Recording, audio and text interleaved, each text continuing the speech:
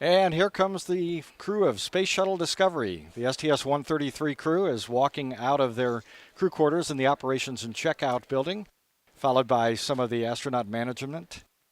And we are pleased to be joined by Dr. Andy Thomas here to help us with our launch commentary today. This is an experience that you've had a number of times, Andy.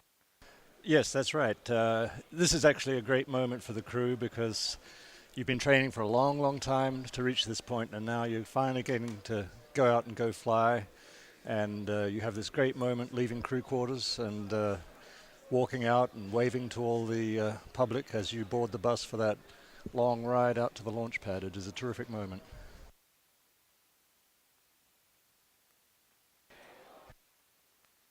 You've had the opportunity to fly aboard Discovery twice. This is her 39th and final flight. That's correct. Actually, I've flown aboard it 3 times. Discovery was the vehicle that took me up in 1998 to the Mir space station, and 4.5 months later came back as a different flight, STS-91, and took me home. So I was very glad to see it arrive, as you can probably imagine. And since then I've had 2 additional flights on Discovery, including the return to flight mission. And here we have the crew walking out of crew quarters. This is a very historical walkway. It's the same path that the Apollo astronauts took to go to the moon. And over the last 30 years, there's been 133 odd shuttle crews that have walked out here to catch this bus for the exciting ride out to the launch pad. There you see them standing there just waving to the press and media and the crowd as they board the bus.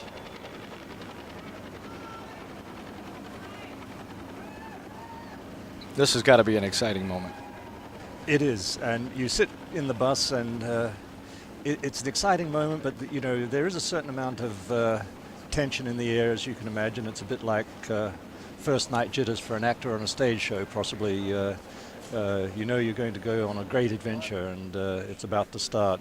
So you sit in the bus and you talk about things. You tend to make a lot of rather lame jokes amongst each other to try and break the tension a little bit, but there really is an 800-pound gorilla in the room in the bus, and you can feel it too. There is, people are quite keyed up.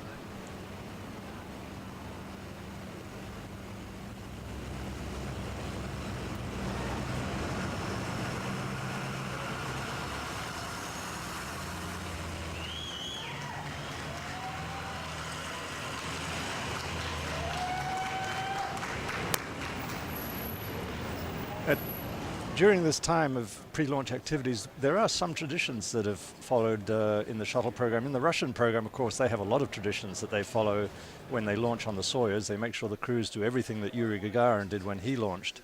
We don't have quite as many, but prior to walking out to the launch pad, the tradition is that you play a few rounds of cards with your crewmates, and you can't actually leave the suit-up room until the commander loses. So they play a game. I'm not sure what the game is. It's sort of more throwing cards down randomly than an actual structured game.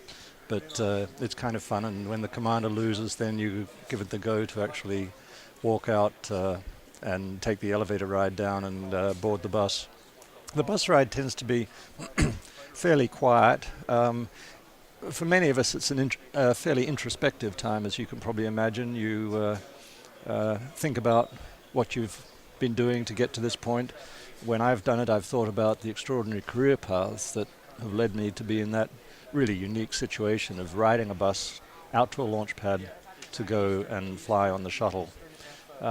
It's oftentimes very quiet in the bus. People don't have much to say because they are thinking about their responsibilities and what they've got to do. Sometimes we do try to make small talk or make silly jokes amongst each other. But usually it's a fairly quiet ride and gets quieter as you get out to the launch pad.